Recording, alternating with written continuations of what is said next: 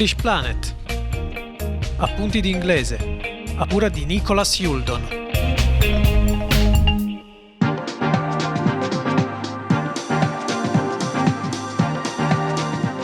Good evening everybody, you're tuned to Radio Dreamland e benvenuti a English Planet.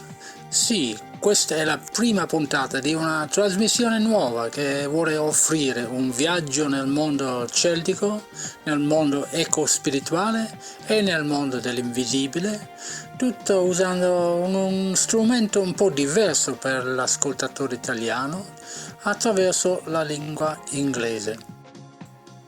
Al microfono Nick Youldon, un inglese che insegna l'inglese. E pongo subito la domanda: Why am I here? Perché sono qui? Dunque, sono qui essenzialmente per due motivi. Il primo di questi qua sarebbe un motivo professionale, perché vorrei offrire un aiuto nella comprensione e nell'uso della lingua inglese. È vero che non posso offrire un vero e proprio corso di inglese, ma cercherò di focalizzare su problematiche, che saltano fuori molto con studenti italiani che cercano di usare l'inglese.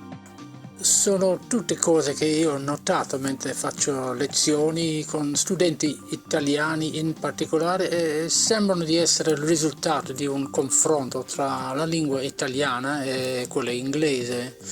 Cerco sempre di spiegare questi discorsi, queste problematiche in modo comprensibile soprattutto, ma anche in modo simpatico, piuttosto che lasciare un studente a lottare con un libro di testo oppure con un libro orribile di grammatica. Il secondo motivo, poi dedicato alla seconda parte di questa trasmissione, è che vorrei condividere possibilmente in stile e in lingua inglese la mia esperienza personale del mondo dell'invisibile e magari anche commentare un po' gli argomenti diversi che si tratta qui su Radio Dreamland. Now, I repeat my original question. Why am I here? Si nota che non è esattamente la stessa domanda di prima, perché adesso c'è un accento diverso, un accento più forte sulla parola qui, here. E questo è per spiegare o per domandare effettivamente perché io mi trovo qui su una trasmissione di Radio Dreamland.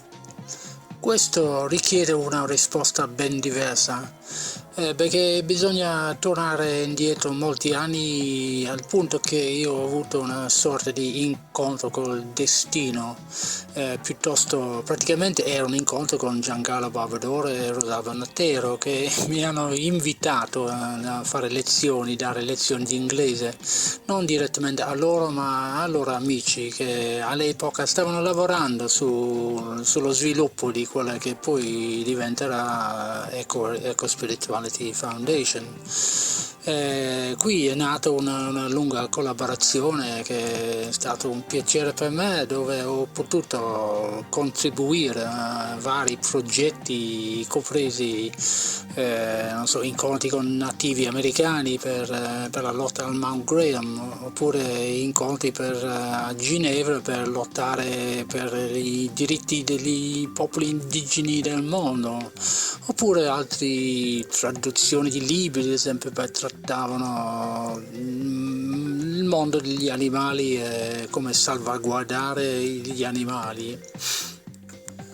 E siccome ho sentito il beneficio di questo lungo contatto con il mondo dell'ecospiritualità, il mondo dell'invisibile e la ricerca del Graal, vorrei con questa trasmissione offrire magari condividere o ridonare un po' questo beneficio che ho avuto offrendo un aiuto con la mia lingua inglese, che io ritengo sia uno strumento molto utile, pure una porta di accesso che dà sul mondo sia quotidiano che anche nel mondo dell'invisibile.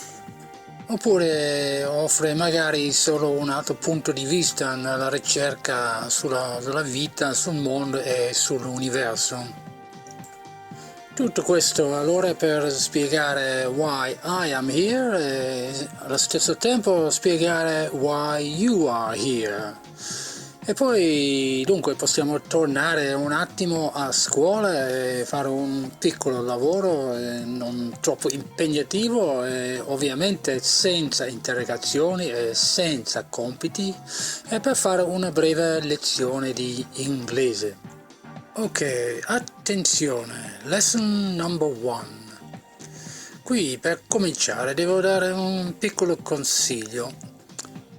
Sono italiano, mi trovo a Londra, bellissimo, bellissimo, però voglio conoscere qualche inglese, come faccio a farmi degli amici? Allora, so che gli inglesi fanno sempre amici nei pub e quindi vado nel pub, però se vado nel pub cosa dico? Devo dire qualche cosa, allora cosa faccio?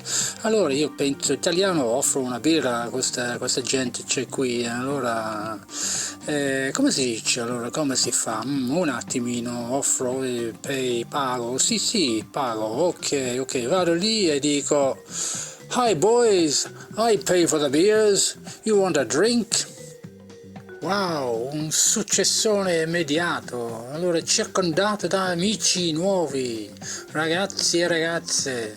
Oh, thank you so much Antonio, a beer for me? Oh, Antonio, a wonderful guy, a whiskey, a double whiskey. Oh, no Antonio, only red wine for me, thank you. E torni domani anche allo stesso pub e sono sicuro, garantisco anche che incontrerai le stesse persone che ti cercano e vogliono di nuovo questa birra, questo vino rosso, questo caffè, questo cognac, anche grappa.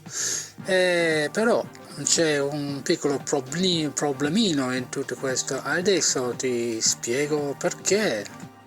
Il problema qui è che stiamo pensando in italiano e stiamo cercando di tradurre direttamente dall'italiano in inglese, però stiamo applicando effettivamente la grammatica italiana e non quella inglese.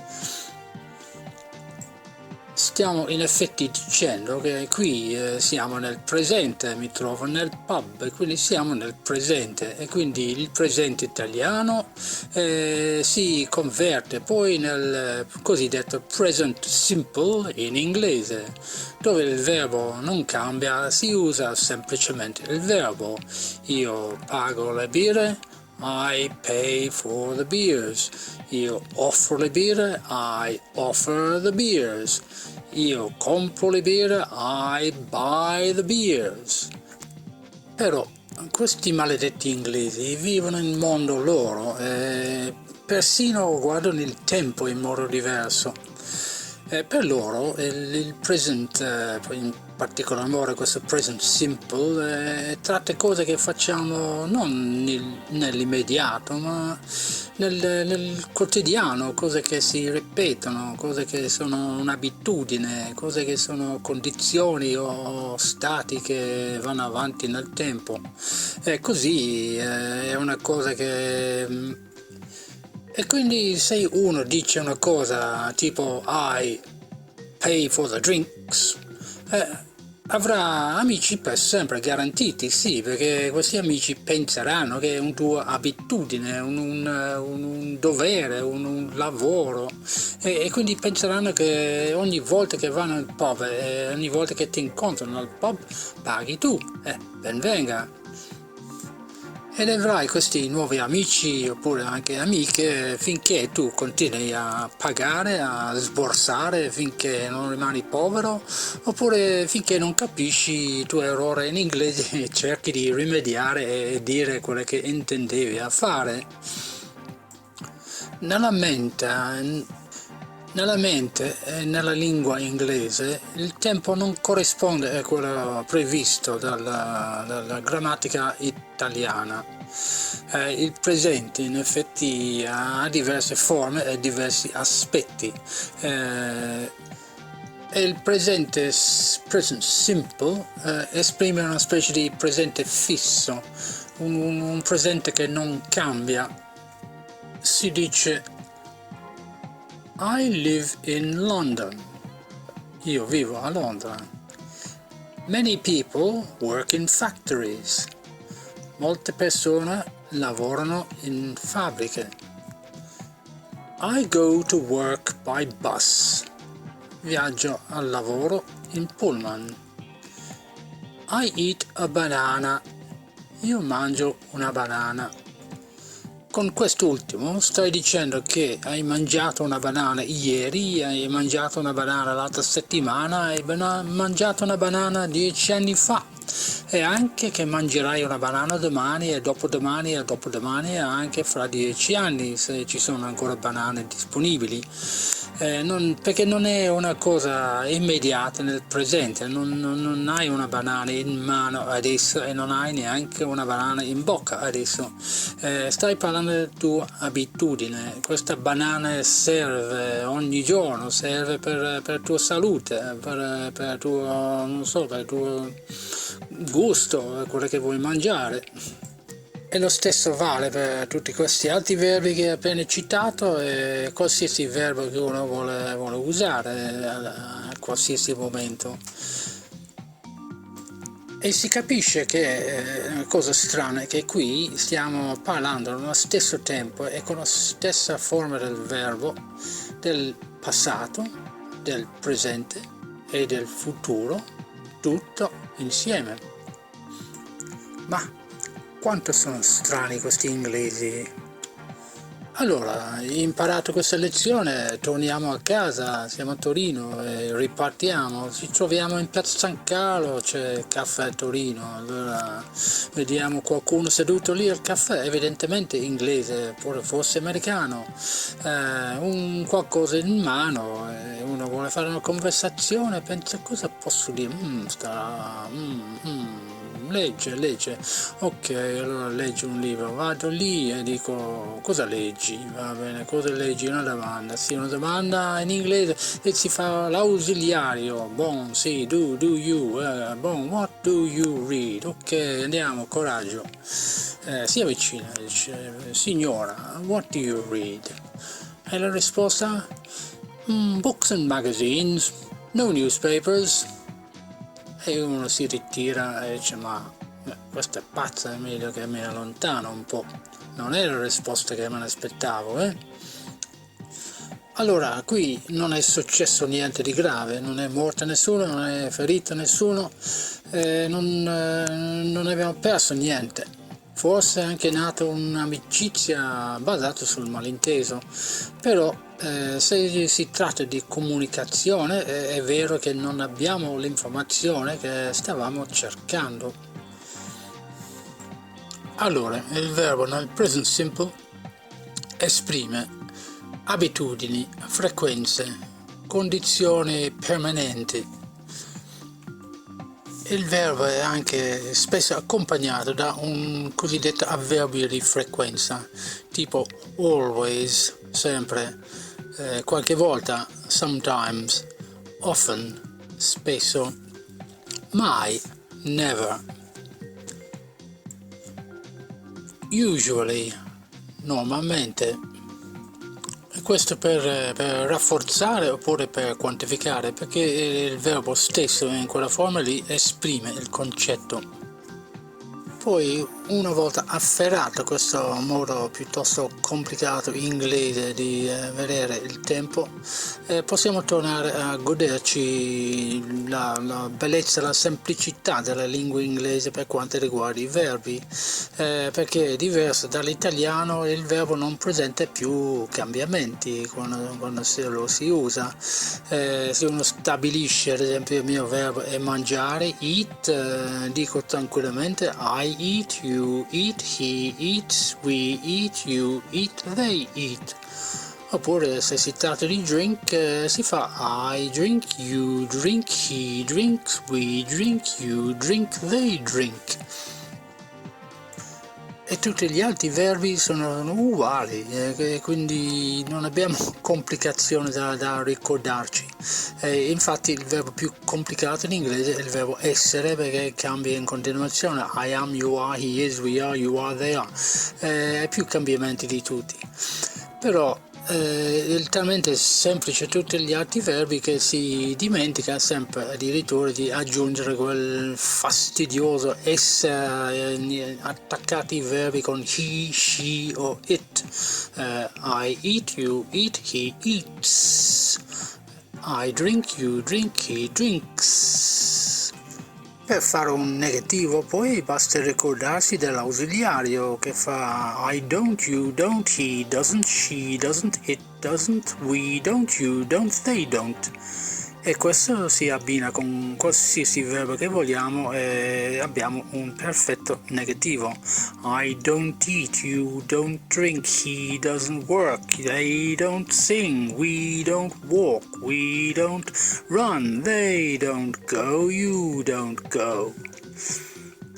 E finalmente la stessa logica ci permette di fare milioni, letteralmente milioni di domande diverse, facendo un sistema così con do you swim? Do they walk to work? Do we want to go to England?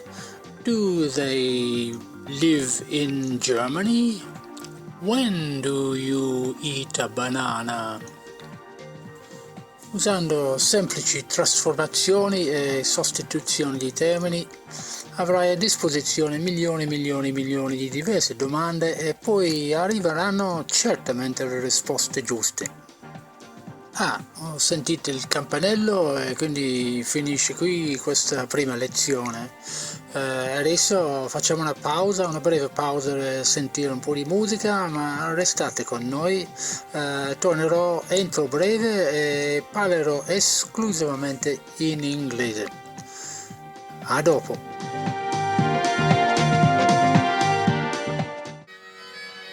Donald got up the hill, higher and Dunbury.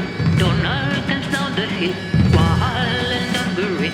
Donald recruited the goose, answered cleverly, yes to the king, and Donald make it lovely. Come like a wave, Donald make it lovely. Come like a wave, Donald make it lovely. Balance the fair and balance the cleverly. Off with the counterfeit, Donald make it lovely. Donald's ran on the hill, but he's a devil man. As he were rude to strength, beyond another man. When he come back, their son will look merrily. Here's to King James and Donald McGillivray. Come like a weaver, Donald McGillivray. Come like a weaver, Donald McGillivray. Back on your back, and once clearly. Give them full measure, my Donald McGillivray.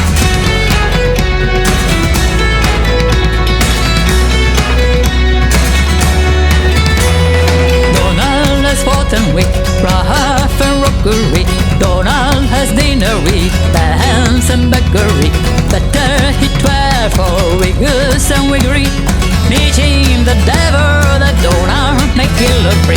Come like a tailor, Donald McGillivray. Come like a tailor, Donald McGillivray. Push about in and out, timber and cleverly. Yes, so King James and Donald McGillivray. Donald's the column that proves the tangleness, wiggin and priggin and the newfangled nest. They must be gainy, we not be bunky men. He know his justice, so faith he'll take him men. Come like a cover, Donald McGillivray. Come like a cover, Donald McGillivray. Beat them and bow them, linger and cleverly. King James and Donald McGillivray.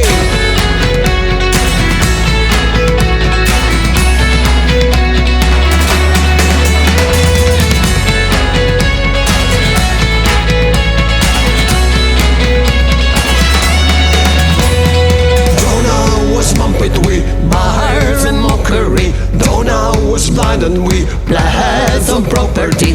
Our loves run high, but making we're not a man. Look how Donald is fighting and fretting man. Come like the devil, Donald McGillivray. Come like the devil, Donald McGillivray. Scat them a skull, the pros and readily. Are weak in hands and Donald McGillivray.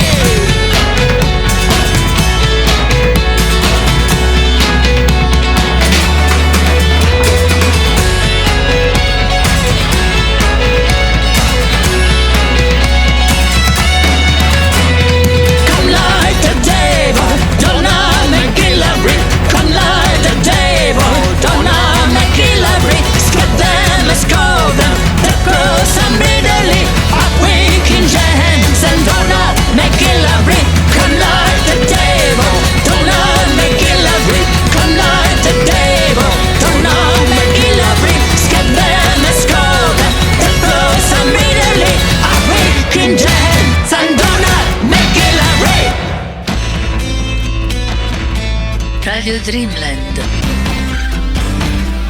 Share the vision.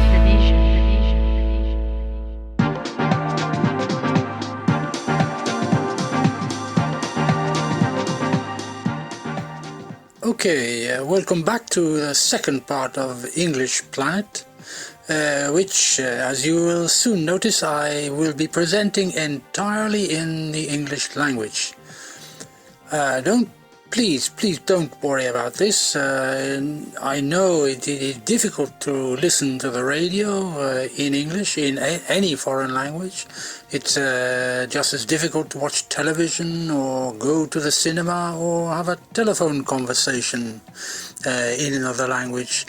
But it is possible to do this. If one insists, it can be done.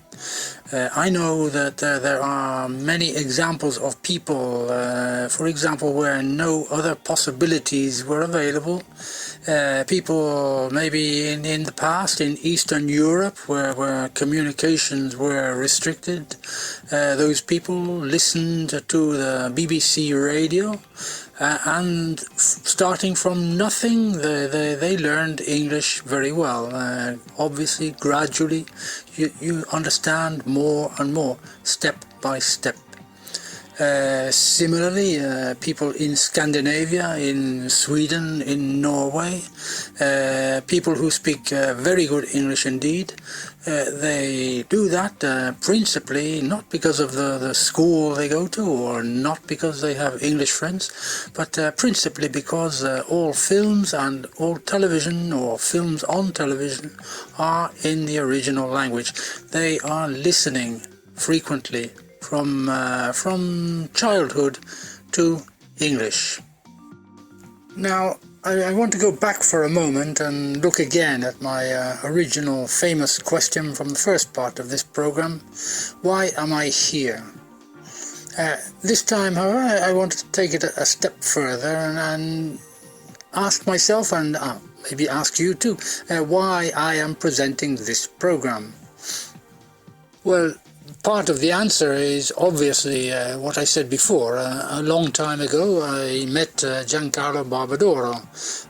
Since that time I have always been inspired by his ideas and projects such as Eco Spirituali Foundation, Dreamland, the Stone Circle at Dreamland, Radio Dreamland, the Celtic rock group Lab Grave, numerous work for the causes of native Europeans, native populations around the world, animals, the planet itself.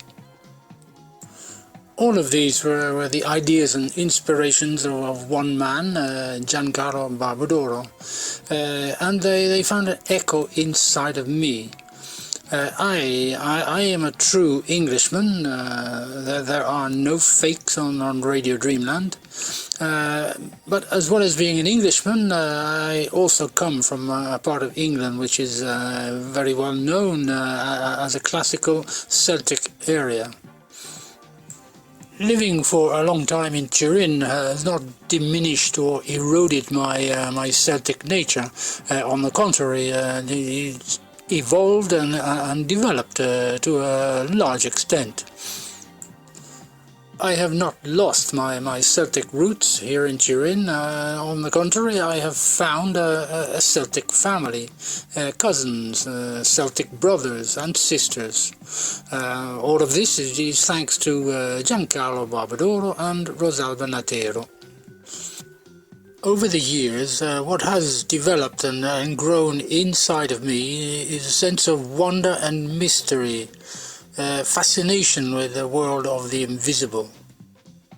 And this is what I hope with this program, is what I hope to be able to share with the listeners of Radio Dreamland. I have always been curious about things. Recently my mother told me that I was reading books when I was 2 years old. In reality, I mean, this may be a fake news. I think possibly my mother is exaggerating because she has a very personal vision of me. But this does not change the fact that I have always been interested in things which are unusual, interested in the expansion of the real world that we live in. I say real world because what we live in is really not the real world. Many years ago, newspapers, the tabloid newspapers, which are the most popular in England, they began showing photographs and printing stories about mysterious art objects which appeared in the fields around the south of England. These things became known as crop circles. They were effectively mysterious circles which formed in the grain, in the growing cultivated crops in the fields. Overnight, mysteriously, with no explanation. My friends and the general public at large dismissed these newspaper stories. They would say, "Oh, this is all rubbish." Well, you know, it was probably a storm, it was the rain or the wind or a wild animal which ran around overnight. I preferred not to accept these simplistic answers. I preferred to live with the mystery and imagine some other kind of explanation for this, rather than have a simplistic answer which would satisfy my curiosity and allow me to get on with my work in the office. I believe that there is always a sense of magic in our daily lives. And if we pay attention virtually every day, we can see something, experience something which is wonderful, which is mysterious, something which is unexpected or unusual. Like it or not, we live in the world of the invisible. I think it's important for our well-being to feel free to examine and question the phenomena of the world of the invisible, and not accept an answer which says simply these things cannot exist because they do not correspond to everyday reality. When I was younger, I frequently travelled along the road which passes near Stonehenge. I was driving my car, I was concentrated on my driving. I was trying to drive my beautiful car as fast as I could without being stopped by the police.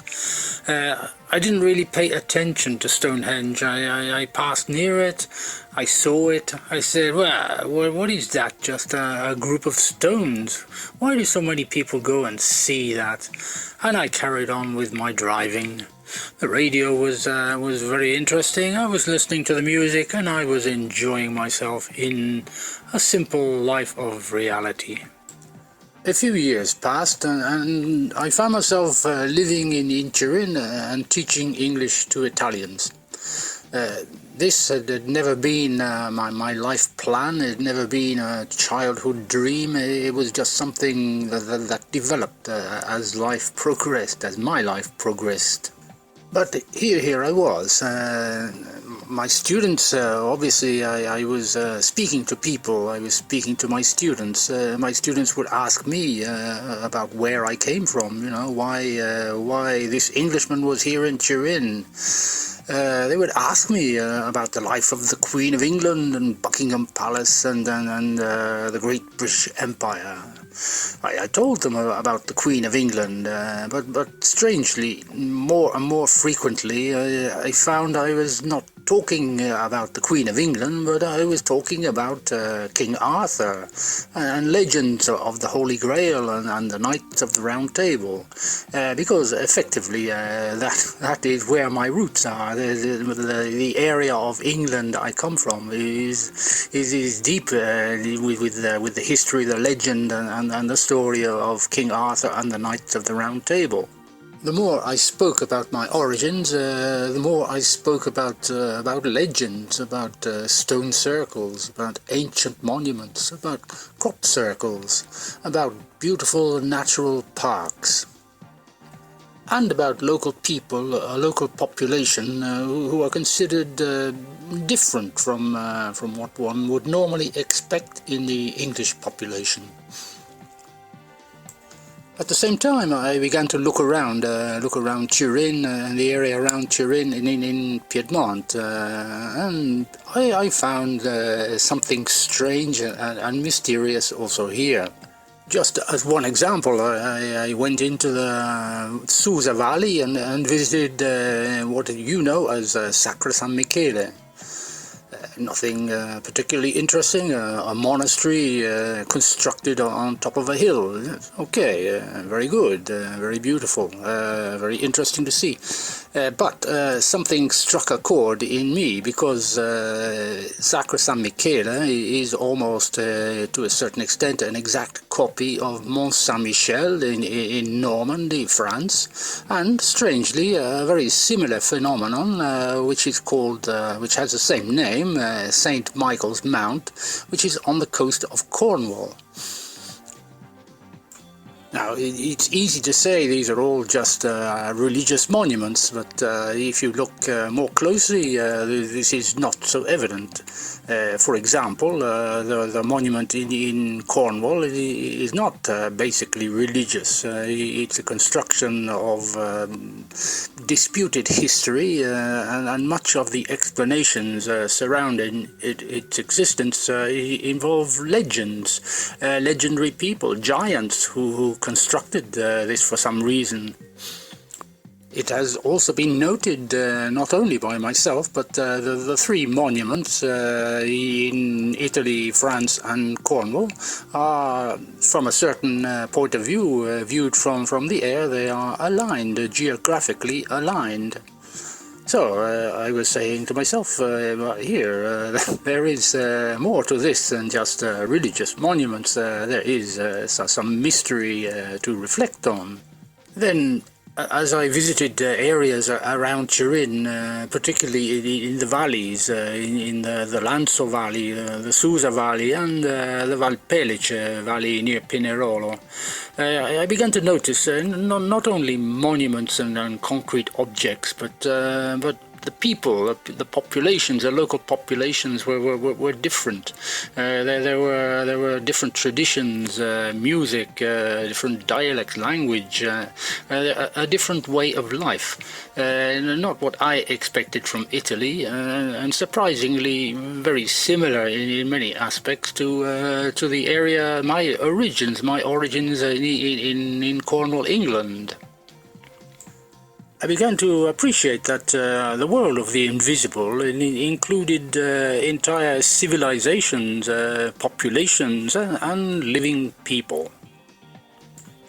Invisible people? What am I talking about? Am I crazy? No, I'm not. I knew that, I realized that when I met some real invisible people, Ola Casador and Mike Davis. These were representatives of the Apache population of Native Americans from the San Carlos Reservation in Arizona. They came to Turin as friends of Giancarlo and Rosalba to defend their right to access to what was their own sacred mountain on their own reservation.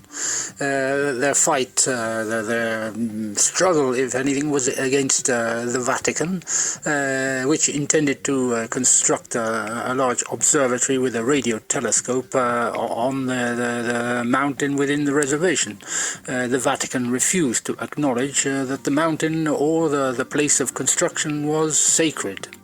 The Vatican was effectively denying fundamental human rights to the Apache population and was at the same time holding the position that Native Americans do not exist. I was in close contact, very close contact with Ola and Mike, acting as interpreter and translator in meetings with Italian officials. And I can assure anyone that they were real people, kind, friendly, gentle, sensitive, wonderful people. And no one could possibly say that they don't exist. Yet the San Carlos Apaches, together with the rest of the Native American peoples, and together with, in particular, the Australian Aborigines, are simply not recognized by the societies, the majoritarian societies they live in. All nations around the world have a percentage of their population made up by what can be termed as what are native people, but also known as natural peoples. But they are simply not recognized by the societies they live in. I now recognize myself as a native West Countryman in England, but also as a native European living in Italy. At the same time, at the beginning of this new millennium, Giancarlo and Rosalba introduced me to the concepts of eco-spirituality and of natural peoples. I witnessed the setting up of Eco-Spirituality Foundation, and I was asked to translate their book on eco-spirituality and natural peoples into English. This book went on sale in the bookshop in the United Nations in Geneva. It proposes a line of thought and a way of life which is common to all the natural peoples around the world, which offers a more sustainable, more eco-friendly way of life than that proposed by the majoritarian societies that we have constructed in our modern world. At this present moment, this may be a useful tool for reflection, where our societies are currently struggling with the impact of a pandemic caused by a virus, which is almost certainly deriving from irresponsible human activity. Okay, that's it for this evening. My aim here was to present myself briefly. I think I may have overshot and presented too many arguments. You know why I am here. I will be back again in accordance with the programs and schedules which can be found on the Radio Dreamland website. And I hope you will tune in again. For the moment, I would like to leave you with a parting thought, which is this. Natural peoples make up approximately 20% of the population of the world, living people. Is it possibly an idea to listen to what they have to say and allow them to participate in our society? You have been listening to English Planet on Radio Dreamland with Nick Youldon. Good evening, everybody, and please remember, share the vision.